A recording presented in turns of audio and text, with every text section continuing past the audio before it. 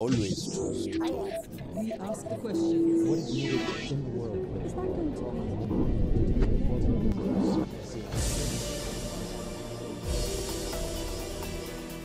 Poštovani gledatelji, dobrodošli u emisiju Recite Al Jazeeri. Moje ime je Hanan Nanić. O položaju žena širom svijeta, Pekinškoj deklaraciji i platformi za akciju razgovaramo sa šeficom UN Womena za Evropu i Centralnu Aziju, Belen Sanz Luque, koja nam se uključuje iz Istanbula. Mrs. Luque, welcome to the program of Al Jazeera Balkans. Thank you very much. It's really a pleasure to be with you today. So the Beijing Declaration and Platform for Action remains one of the most influential gender equality frameworks. How far have we come in realizing its goals, and what gaps still require urgent action? And if I can add here, maybe for our viewers to just clarify a little bit the importance of these frameworks. Yes, thank you very much. Indeed, we have a very important framework with this Beijing Platform for Action. This is a framework that was adopted by 189 countries of the United Nations 30 years ago in Beijing. And it's important because it's the first time that all the countries of the United Nations came together with a common vision about how to make the world equal with opportunities for girls and women to have equality in their lives, opportunities, rights, empowerment. And so 30 years after, the world has really transformed in terms of gender equality. We have a more gender equal world than ever in history. Women have more opportunities in the economy, in the policies. Women have and girls have completed school to the levels that we have never seen before in our history. And women have through a real transformation in their lives. We have seen that parity has been achieved in education. We have seen that more women are presidents in different countries, are leaders in the economy, are leaders in finding solutions to the many conflicts and crises we are finding. But at the same time, the progress has been really slow. It has been very uneven, and in some occasions, it's been even stopped or regressed. And that is one of the reasons why this is a very important year for us, because progress is possible. We have been able to make a change, but the data that we have today tell us that only every 1 of 4 countries is reporting that there is a backlash on gender equality, meaning that the progress that has been achieved is actually in danger of being regressed in policies and in practice. We are also finding that women are not yet in the level of representation than men. Only 27% of women are part of parliaments, and most importantly and very concerningly, women experienced very important forms of violence in their lives. 1 in every 3 women have been a victim of violence. And this means that we need to work with a much more recommitted action across all the countries and societies, because there is no time to lose. And that's why these 30 years is so important that we look that progress is possible, but we really need to accelerate action. So we have this Commission on the Status of Women, the so-called CSW69, and it will set the agenda for the next phase of global gender equality. So now that we spoke about the past 30 years, let's speak about the future. What key policy shifts or commitments do you expect from this new agenda? Absolutely. The Commission on the Status of Women, as you mentioned, is the most important commission of the United Nations, which brings together representatives of the 193 countries that are part of the United Nations today. This commission meets in New York from the 10th of March, and this time the Commission is going to focus specifically on the revision of the progress on the Beijing Platform for Action. This revision is telling us, first of all, that countries and member states are still very committed to the Beijing Platform for Action. Most countries across the United Nations, including those in our region, have presented national reports that are indicating where the progress is and where are the areas that we need to focus on. And I would like to say that what we are seeing as salient elements of progress and attention by countries have to do with addressing violence against women. It is an area that has been globally recognized as a problem, a public problem that requires collective action. We have seen also progress and attention to the participation and leadership of women in decision-making, in politics. and as well as the participation of women in the economy. So these three areas have seen important progress, including in our region of Europe and Central Asia.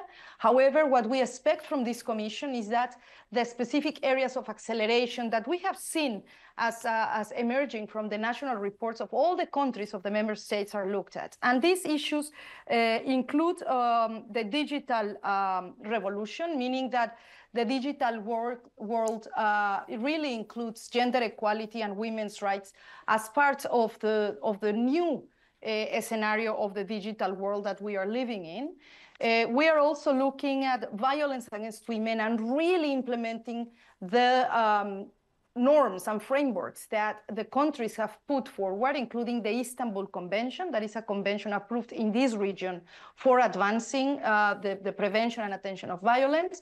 We have also calling for the action on climate justice, so that all the climate crisis we are living in has the voice and leadership of women and respond to women's and girls' needs. We are also expecting from the Commission that there is bold commitments on peace and security for women, so that women are part of the conflict resolutions across the world. And of course, we are also expecting that there are clear commitments about freedom from poverty, because women are still the poorest of the poorest in the world, and we need determined action so that poverty is not a reality that women feel. And so all of these actions are expected to be coming with strong commitments from the member states of the United Nations, with one core action that I really want to emphasize, that we need to invest in girls and the youth. We need to ensure that in all these different areas, girls and young women and the young generation is really part of the solution. So we expect that countries really mobilize across this Commission Status of Women with a strong, bold commitments towards the next generation. Mrs. Luque, you mentioned women's participation and leadership as one of the key objectives of UN Women. Which policies or initiatives, if you can be a little bit more specific, have proven most effective in breaking these barriers in order for women to be in governance and to be these leaders that you mentioned? Indeed, the participation of women in decision-making is one of the core elements of the Beijing Platform for Action. We are very clear that unless women are part of decision-making, women make half of the population of the world. So women have to be part of the decision-making of the world. And so we, as I was mentioning, 27% of parliamentarian seats across the globe have women represented. So we need to make a balance. We need to achieve the 50%. And for that, one very important action has to do with ensuring that we work on temporary special measures, what is most commonly called gender quotas. These quotas are measures that help parliaments, governments, and organizations and institutions to leverage the play field so that we ensure that the conditions of women in not being represented can be transformed. We are also investing important efforts in supporting women who want to be candidates in public policies to really ensure that they have support, that they know about the different tools and support that they can get. And of course, working with the parliaments is a very important area in which we work. So the area of women's political participation is at the cornerstone of our transformation. And let me mention that we cannot consider that the gains we've achieved over the years are not in risk of being reversed. We are seeing that in our region of Europe and Central Asia, there has been a steady growth of women's representation in politics, but we are also seeing a stagnation, and in some countries, certain risks of reversing some of the legislation that exists for women's representation. So it is very important that the growth that we have seen in women's participation is really sustained in the time, and it has a specific mechanisms to follow up this transformation that for girls and women across the world is really an opportunity to see that being a woman leader is normal. Being a woman leader is part of our society, and we need to enable the conditions for this to happen. Despite significant progress, gender-based violence, wage gaps, and underrepresentation in leadership persist. What are the biggest obstacles UN Women faces in enforcing these policies? Indeed, we have mentioned that there is significant progress, but there are so many areas in which we don't see a real transformation for women's lives. So to give you an example, if a girl is born today, she will have to wait or to be 40 years old in order to see equality or parity in the parliaments. And she would have to be 60 years old before she can see that child marriage is eradicated. And even 137 years old, so of course she wouldn't be able to see this result, to be the end of extreme poverty. So again, I want to emphasize that the pace is really slow and we cannot afford this for girls and women. So the first barrier we are seeing very clearly is that more and more different countries and societies are really reversing back many of the progress that has been made with some mistaken understandings of gender equality progress. There is an affront towards legal weakening of some of our legal frameworks, and also putting in danger many of the provisions that the laws have been taking in the world. So this potential pushback is a very important dimension that we are looking at, and we need to work, and the only way to ensure that doesn't happen is to push forward. So that's an area of concern. Another area of concern, I have mentioned it already, is the increase of cases of sexual violence against women in conflict-related contexts. This is an increase by 50% globally since 2022. We are deeply concerned about this, and we need to look at it carefully, as we mentioned, protecting women and girls. And thirdly, of course, the ways in which the many crises we are facing as humanity today affect women and girls. The COVID pandemic had a specific toll on women and girls, especially the impact on the economy and the impoverishment of millions of women and girls. And so this is an area in which we need to accelerate, to invest on the integration of women into the labor market, and to ensure that there are policies for care distribution, the unpaid care work, so that women can enter into the economy and can be pivotal actors of the growth of the economies across our countries. The world we live in is constantly changing. You also mentioned this digital age that we have already been for a while now, but these shifts do, however, also impact our life. So my question to you is, how do these changes in technology, AI, and work structures that are familiar to us, how do they impact gender equality? And more importantly, what policies are needed to prevent some new and still unknown forms of discrimination?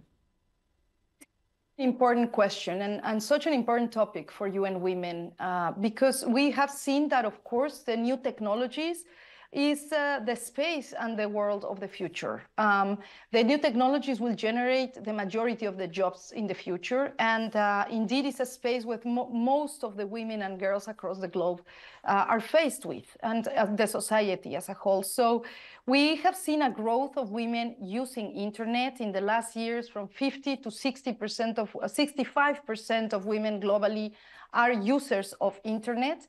And the digital technology, and especially artificial intelligence, is really becoming a cornerstone of the economy and not only of our social interaction. So what we are seeing is that there are more and more women who are participating into the area of the internet and the new technologies, but still we see not enough women and girls participating in the STEM training. So that is an area in which we need to make sure that more girls become part of the science, technology, and related fields, that once women are trained, that they are given jobs, and there are specific measures so that women and girls can enter into this realm of work that is so important for our economies. And also, very importantly, as you mentioned, we need to ensure that we promote literacy and education for women and girls so that they are able to enter this world. And we need to ensure that this world is actually developed with a gender-sensitive approach. We need to ensure that it doesn't discriminate girls and women from it, but also it protects our girls and women in a way that we live in a safe digital space. And that's not what we are finding right now. Our evidence and surveys tell us that at least half of the women who use digital technologies have faced some form of harassment or violence when they use these spaces. And so we need to prevent this form of violence. We need to ensure that this new space with which all of us live and the future generations will live are really protected for women and girls. And that's part of the challenge we have ahead, and it's something we need to address collectively as well. So speaking of these realities we live in globally, we have ongoing conflicts in the world and humanitarian crises. How does your organization, how does UN Women work to protect women's rights in war zones and ensure gender-sensitive policies when it comes to post-conflict reconstruction? Indeed, this is a critical area of UN Women's work. We work across and hand by hand with the rest of the United Nations system. We have seen an increase in conflicts across the globe. Of course, in our region, we have conflicts ongoing, including, of course, the war in Ukraine, which is causing tremendous impacts on the lives of girls and women. What we have evidenced across the globe is that when there is a war and a conflict, because of the preconditions of women already being in an unequal situation, this situation aggravates. And so women are not only not part of any decision-making process, but women are targeted as victims of sexual violence. And what we have seen is that in the last years, the numbers of victims of sexual violence have increased significantly. We work in order to ensure that we implement a very important resolution of the United Nations that is called the Security Council Resolution 1325. This is a resolution that those of us working in this field feel very proud of, because it's a resolution that 25 years ago was adopted by the Security Council and ensures and calls for any actor involved in a conflict to respect and promote, first of all, the participation of women in the resolution of conflict and in any peace space that is opened for its resolution. It includes a focus on the protection of women and really ensure that even in times of war, women need to be protected, especially of sexual-based violence or any form of violence that they may be vulnerable towards. There is a third area in which we work that is part of this resolution, the prevention of violence against women. And for that, we need to ensure that we invest in spaces so that women are protected and women are safeguarded from greater levels of vulnerability and risk. And finally, relief and recovery. And any space that we're seeing across the region and globally of possibility to put an end to the war needs to ensure that women are part of the reconstruction efforts, that women are part of the projects for the recovery of the country. And in that front, we are working in Ukraine with a lot of dedication, with women's organizations, with those who provide life-saving support so that their work is recognized, but most importantly, it's supported. And we need to fund these organizations. So all of these areas are part of our support as UN Women. These are critical times to ensure that women are part of the solutions to the different conflicts that we are facing. And again, when women are part of the peace efforts really become more successful. We have enough evidence about that, and this is the moment to demonstrate it as well. Mrs. Luque, the theme for International Women's Day this year, 2025, is March Forward. What does this slogan mean in today's fight for gender equality, and how can it drive real policy action and not just remain a slogan?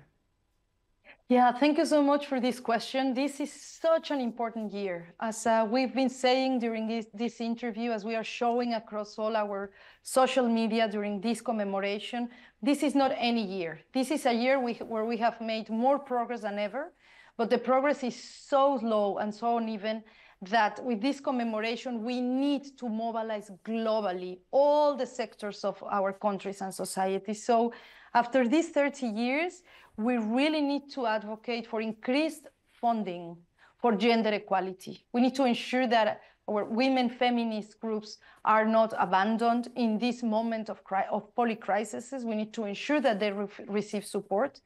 We need to ensure that all governments commit to their international obligations in terms of ensuring that gender equality policies are progressed and implemented and never reversed. And we need to ensure that the multilateral system, the United Nations, and all the global organizations are really set up and supported in order to deliver this support to the countries. So in that sense, the lemma today is the time to act is now, is for all women and girls, rights, equality, empowerment, and only marching forward. And so that's our lemma, only marching forward. We need to march forward together, and let's use the opportunity of this International Women's Day to do that. We have hashtags that you may want to follow.